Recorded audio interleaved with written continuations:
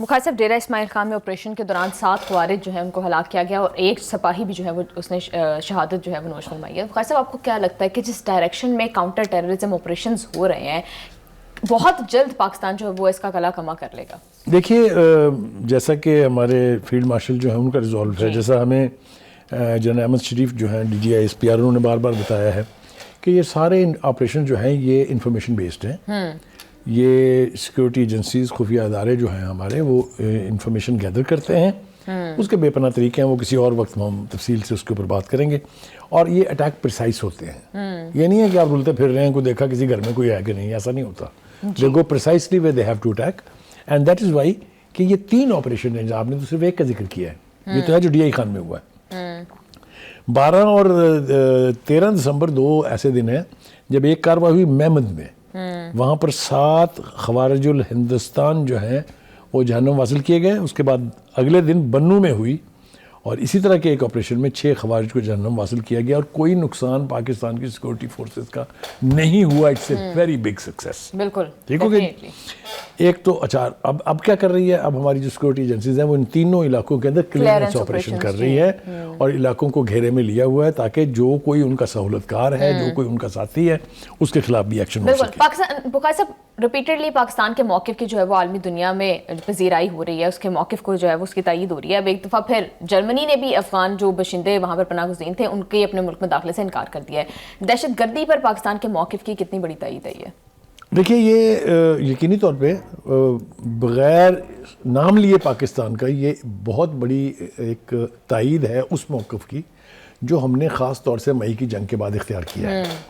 مئی کی جنگ کے بعد ہی یہ افغانستان کی طرف سے بارڈر جو ہے ہاٹ ہوا. بالکل. مئی کی جنگ کے بعد ہی ان دونوں کا آپس میں نیکسس ہوا، اور یہ مل کے پاکستان کو نقصان پہنچانے کی کوشش کر رہے ہیں.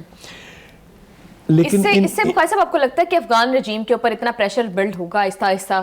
ایک کے بعد ایک اقدامات ہم دیکھ رہے ہیں، پہلے امریکہ اب جرمنی، تو ایک کے بعد ایک اقدامات ہوتے چلے جا رہے ہیں. یہ ان کو اس وقت جو مار پڑ رہی ہے پوری دنیا کے اہم جو ممالک ہیں جن سے افغانستان کا مفاد وابستہ ہے، وہاں سے ان کو مار پڑنی شروع ہو گئی. امریکہ، ٹرمپ نے تمام ویزے جو پروسیس میں سے سارے کینسل کر دیے ہیں. جرمنی نے تمام ویزے جو 650 کے قریب لوگ واپس وہاں جانے والے تھے، پناہ گزین جن کو جرمن گورنمنٹ اون کر چکی تھی پہلے، ان کو کہا گیٹ لاسٹ، جنم میں جائیں. اور میں نے پہلے بھی اس کا ذکر کیا تھا، شاید وہ غلطی سے پہلے ذکر ہو گیا تھا. وہ یہ کہ 2024 میں انہوں نے 25 اور 2025 میں انہوں نے 81 لوگوں کو ڈیپورٹ بھی کیا ہے because of their involvement in criminal acts there. بالکل. ایک تو یہ ہو گیا. دوسری طرف بھارت کو ایک دفعہ پھر جو ہے وہ کافی اس کو ہزیمت ہوئی ہے، اس کی عالمی اتحاد پیکس لیکا سے اس کو جو ہے نکال دیا گیا. ہاں، میں اس پر تو آتا ہوں، لیکن اس سے پہلے ایک اور امپورٹنٹ ڈیولپمنٹ ہوئی ہے. وہ یہ ہے کہ ایک ریجنل کانفرنس ہو رہی تھی، انٹرنیشنل ریجنل کانفرنس، جس کا تعلق تھا علاقائی جو سیکورٹی ہے اس کو انشور کرنا. اس میں افغانستان نے جانے سے انکار کر دیا. اور ایران میں ہو رہی تھی اس لیے کہ ان کو پتا تھا کہ وہاں جتم پزار ان کے ساتھ ہونی ہے بہت رج کے، اور وہ دوسری جو فیکٹر ہے وہ کہ ہندوستان نے کہا ہوگا کہ نہ جائے. ٹھیک ہے جی. اب آ جائیں وہ جو آپ نے جس طرف اشارہ کیا ہے کہ یہ اس کو نکالا پریزیڈنٹ ٹرمپ نے. وہ جو ہے نا جی عالمی اتحاد پیکس سلیکا جس کا نام ہے، اس سے پریزیڈنٹ ٹرمپ نے ڈالا ہے. اور رام رمیش جو ان کے ہیں اپوزیشن لیڈر ہیں، وہ یہ کہہ رہے ہیں کہ 10 مئی کے بعد سے امریکہ کی جانب سے پیکس سلیکا سے بھارت کو نکالا جانا حیران کن نہیں ہے، کیونکہ ان کا خیال یہ ہے کہ بھارت کا موقف ایک تو اس کو پذیرائی نہیں ملی ہے، اور دوسرا پاکستان کا موقف جو ہے ہر طرف جو ہے اس کو تسلیم کیا گیا ہے. تو یہ ایک اللہ تعالیٰ کہتے ہیں نا کہ اس کی اسکیم آف تھنگس جو ہے اس کا پتہ نہیں چلتا ہے. ہندوستان کے ساتھ جو لوگ اتحادی تھے اب ان میں بھی آئسولیشن کا شکار ہے.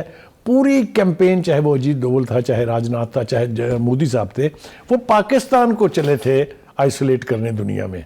لیکن وہ کہتے ہیں نا قدرت کی جو اسکیم آف تھنگز ہے دیٹ از ڈفرنٹ. پوری دنیا میں انہیں کوئی منہ لگانے کے لیے تیار نہیں ہے. اس وقت یہ صورتحال ہے. جی بالکل. بخاری صاحب، 10 مئی کا اور یہ پیکس سلیکا کا کیا تعلق ہے؟ کیونکہ پیکس سلیکا کا مقصد تو یہ ہے کہ محفوظ جو ہے وہ سلیکان کی سپلائی چین کو محفوظ کیا جائے، ان لوگوں سے تعلق رکھا جائے. دیکھیے، جب آپ کے بارے میں نیگیٹیوٹی کا احساس ہو جاتا ہے دوسروں کو، تو پھر آپ کے اوپر اسپرشنز کاسٹ ہوتی ہیں. جب اسپرشنز کاسٹ ہوتی ہیں تو آپ کی جو سٹینڈنگ ہے وہ ویکن ہوتی ہے، آپ کا قد چھوٹا ہو جاتا ہے، آپ کے اوپر کوئی ٹرسٹ کرنے کے لیے تیار نہیں ہے. دیکھیے، اس وقت بھارت کے اور امریکہ کے جو تعلقات ہیں وہ سب کے سامنے ہیں. दोनों एक दूसरे के इत्तेहादी होने के दावेदार थे ना, लेकिन अब जो कुछ ट्रंप कर रहे हैं मोदी और मोदी के इंडिया के साथ, वो भी सबके सामने है।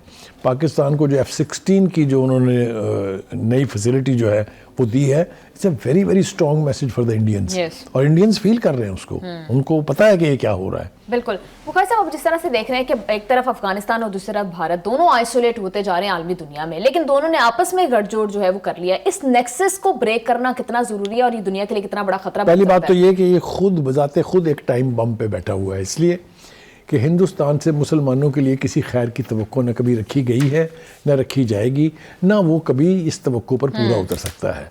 मुस्लिम दुश्मनी जो है वो 3 मुल्कों का इत्तेहाद सलासा था पहले, भारत, इसराइल और अमेरिका। अब one should be very honest, चाहे उन्होंने इराक में तबाही मचाई है, चाहे उन्होंने ईरान को बर्बाद करने की कोशिश की है, चाहे उन्होंने अफगानिस्तान में 20 साल मुसलमानों की ऐसी तैसी की है, तो ये उसमें इकट्ठे हैं। उनसे ये तवक्को नहीं रखनी चाहिए कि वो किसी भी मुसलमान मुल्क के साथ सिंसियर हो सकते हैं। ये उनकी ज़रूरत है प्रोपेगेंडा की खातिर, चूँकि मई में जो जूत पड़े हैं उनको हमारे हाथों से, वो समझते हैं कि पाकिस्तान को अगर अफगानिस्तान के रास्ते में लीड कराया जाएगा तो हमारा उद्धार बिल्कुल अपने मकसद के लिए अफगानिस्तान को जो है वो भारत फिलहाल यूज कर रहा है। That would be the right term. Absolutely right. जी बुखारी साहब, thank you so much for your analysis.